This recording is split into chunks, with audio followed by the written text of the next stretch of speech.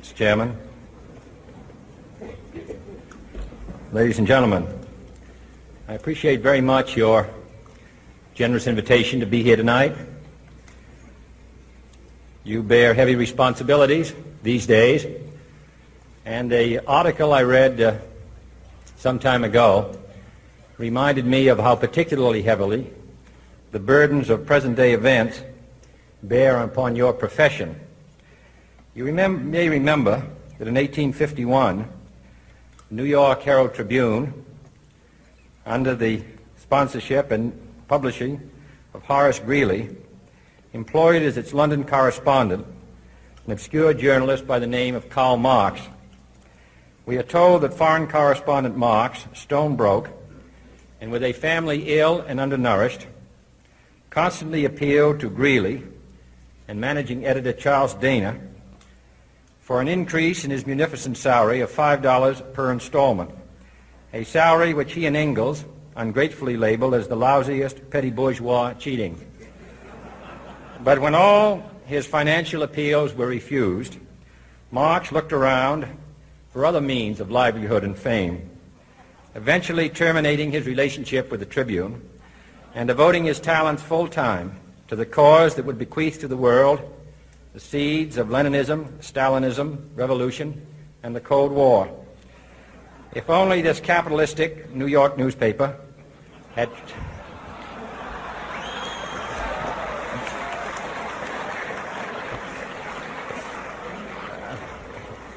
treated him more kindly, if only Marx had remained a foreign correspondent, history might have been different. And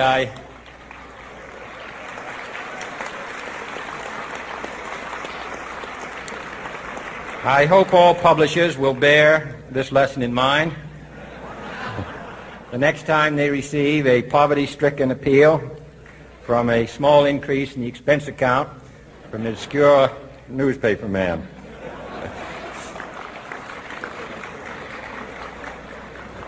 I have selected as the title of my remarks tonight, "The President and the Press." Some may suggest that this would be more naturally worded, "The President versus the Press," but those are not my sentiments tonight.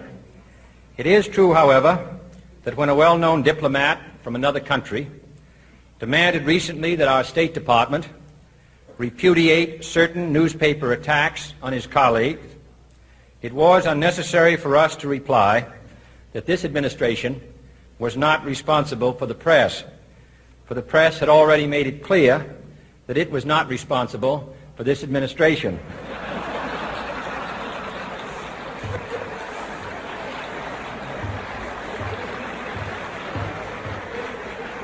Nevertheless, my purpose here tonight is not to deliver the usual assault on the so-called one-party press. On the contrary, in recent months, I have rarely heard any complaints about political bias in the press except from a few Republicans. Nor is it my purpose tonight to discuss or defend the televising of presidential press conferences.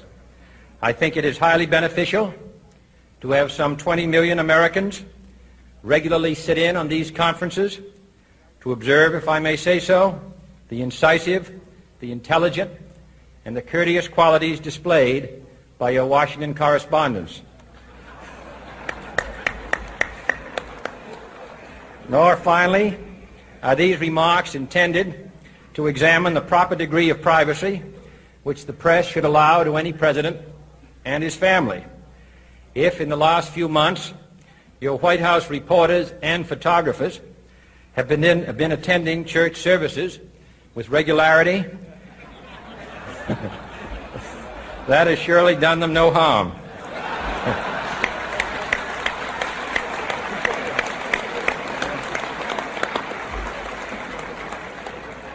On the other hand, I realize that your staff and wire service photographers may be complaining that they do not enjoy the same green privileges, the local golf courses, which they once did. It is true that my predecessor did not object, as I do, to pictures of one's golfing skill in action, but neither, on the other hand, Did he ever been a Secret Service man? My topic tonight is a more sober one, of concern to publishers as well as editors. I want to talk about our common responsibilities in the face of a common danger. The events of recent weeks may have helped to illuminate that challenge for some, but the dimensions of its threat have loomed large on the horizon for many years. Whatever our hopes may be for the future, for reducing this threat or living with it, there is no escaping either the gravity or the totality of its challenge to our survival and to our security, a challenge that confronts us in unaccustomed ways in every sphere of human activity. This deadly challenge imposes upon our society two requirements of direct concern, both to the press and to the President.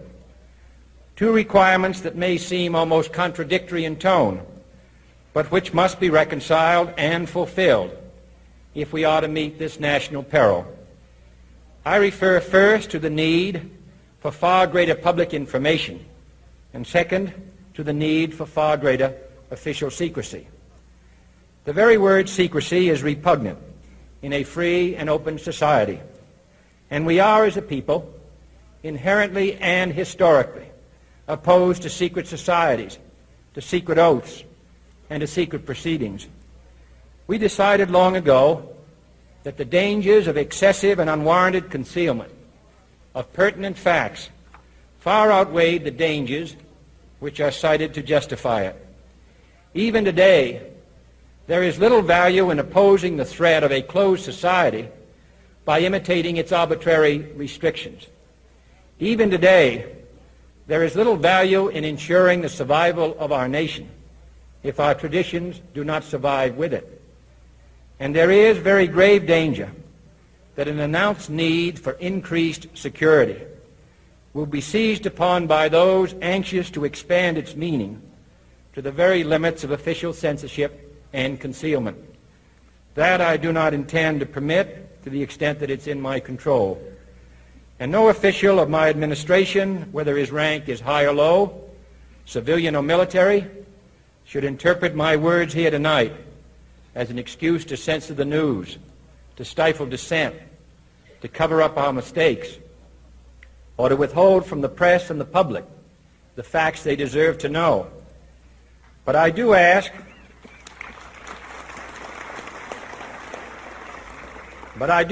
every publisher, every editor, and every newsman in the nation to re-examine his own standards and to recognize the nature of our country's peril. In time of war, the government and the press have customarily joined in an effort based largely on self-discipline to prevent unauthorized disclosures to the enemy. In times of clear and present danger, the courts have held that even the privileged rights of the First Amendment must yield to the public's need for national security. Today, no war has been declared, and however fierce the struggle may be, it may never be declared in the traditional fashion. Our way of life is under attack. Those who make themselves our enemy are advancing around the globe. The survival of our friends is in danger. And yet no war has been declared. No borders have been crossed by marching troops. No missiles have been fired.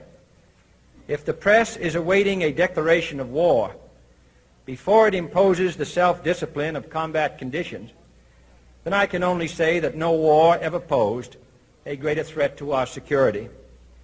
If you are awaiting a finding of clear and present danger, then I can only say that the danger has never been more clear, and its presence has never been more imminent. It requires a change in outlook, a change in tactics, a change in missions by the government, by the people, by every businessman or labor leader, and by every newspaper. For we are opposed around the world by a monolithic and ruthless conspiracy that relies primarily on covert means for expanding its sphere of influence, on infiltration instead of invasion, on subversion instead of elections, on intimidation instead of free choice, on guerrillas by night instead of armies by day. It is a system which has conscripted vast human and material resources into the building of a tightly knit, highly efficient machine that combines military, diplomatic, intelligence, economic, scientific, and political operations. Its preparations are concealed, not published. Its mistakes are buried, not headlined. Its dissenters are silenced, not praised. No expenditure is questioned, no rumor is printed, no secret is revealed. It conducts the Cold War, in short, with a wartime discipline no democracy would ever hope or wish to match. Nevertheless, every democracy recognizes the necessary restraints of national security. And the question remains whether those restraints need to be more strictly observed if we are to oppose this kind of attack as well as outright invasion. For the facts of the matter are that this nation's foes have openly boasted of acquiring through our newspapers information they would otherwise hire agents to acquire through theft, bribery, or espionage. That details of this nation's covert preparations to counter the enemy's covert operations have been available to every newspaper reader, friend and foe alike.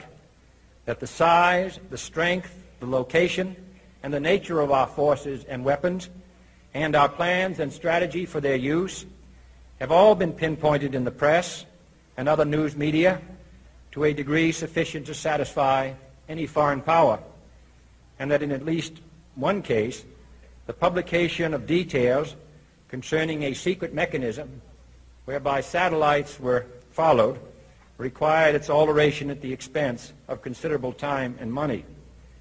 The newspapers which printed these stories were loyal, patriotic, responsible, and well-meaning. Had we been engaged in open warfare, they undoubtedly would not have published such items. But in the absence of open warfare, they recognized only the tests of journalism and not the tests of national security. And my question tonight is whether additional tests should not now be adopted. That question is for you alone to answer. No public official should answer it for you. No governmental plan should impose its restraints against your will. But I would be failing in my duty to the nation in considering all of the responsibilities that we now bear and all of the means at hand to meet those responsibilities if I did not commend this problem to your attention and urge its thoughtful consideration. On many earlier occasions I have said, and your newspapers have constantly said, that these are times that appeal to every citizen's sense of sacrifice and self-discipline. They call out to every citizen to weigh his rights and comforts against his obligations to the common good. I cannot now believe that those citizens who serve in the newspaper business consider themselves exempt from that appeal. I have no intention of establishing a new Office of War Information to govern the flow of news. I am not suggesting any new forms of censorship or new types of security classifications. I have no easy answer to the dilemma that I have posed and would not seek to impose it if I had one. But I am asking the members of the newspaper profession and the industry in this country to re-examine their own responsibilities, to consider the degree and the nature of the present danger, and to heed the duty of self-restraint which that danger imposes upon us all. Every newspaper now asks itself, with respect to every story, is it news? All I suggest is that you add the question, is it in the interest of national security? And I hope that every group in America, unions and businessmen and public officials at every level, will ask the same question of their endeavors and subject their actions to this same exacting test. And should the press of America consider and recommend the voluntary assumption of specific new steps or machinery, I can assure you that we will cooperate wholeheartedly with those recommendations. Perhaps there will be no recommendations. Perhaps there is no answer to the dilemma. faced by a free and open society in a cold and secret war. In times of peace, any discussion of this subject and any action that results are both painful and without precedent. But this is a time of peace and peril which knows no precedent in history. It is the unprecedented nature of this challenge that also gives rise to your second obligation, an obligation which I share, and that is our obligation to inform and alert the American people, to make certain that they possess all the facts that they need and understand them as well, the perils, the prospects, the purposes of our program, and the choices that we face. No president should fear public scrutiny of his program, for from that scrutiny comes understanding, and from that understanding comes support or opposition, and both are necessary. I am not asking your newspapers to support an administration, but I am asking your help in the tremendous task of informing and alerting the American people. For I have complete confidence